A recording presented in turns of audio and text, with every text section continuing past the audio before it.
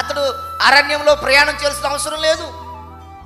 అరణ్యంలో వాళ్ళతో పాటు ఆ కష్టాలు పడవలసిన పని లేదు. వాళ్ళ మాటలు ఎన్ని మాట్లాడినారండి ఆయన్ని, ఎన్ని రకాలుగా ఆయన్ని హింసించారనండి, ఎన్ని రకరకాలుగా ఆయన్ని మాట్లాడారు. సొంత ఇంట్లోనే ఆయన మీద తిరుగుబాటు చేశారు కదా.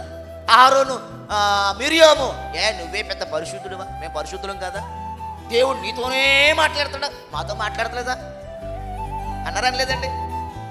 సొంత ఇంట్లో వాళ్ళండి, లేదా నీ ప్రార్థన ఎట్లేదు దేవుడు, మా ప్రార్థన ఎట్లేదా అన్నారండి వాళ్ళు. దేవుడు పిల్లల మోసే కోపం రాలేదు, కానీ దేవుని కోపం వచ్చేసింది. దేవుడు అన్నాడు, నా సేవకుడి మీద విరోధంగా మాట్లాడడానికి మీరు ఎలా భయపడలేదు, అసలు మీకు ఎందుకు భయం లేదు?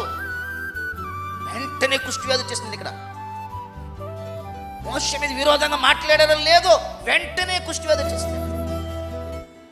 మోసే, ప్రభువా క్షమించు నాయన, వాళ్ళు నా రక్త సంబంధులు తండ్రి అని దేవుణ్ణి బ్రతిమాలుకున్నప్పుడు మోషే మీద విరోధంగా మాట్లాడినందుకు వచ్చిన ఆ కుష్టిని దేవుడు తొలగించాడు. ఆ తర్వాత మోషే మళ్ళీ ప్రార్థన చేశాడు తీసేయమని.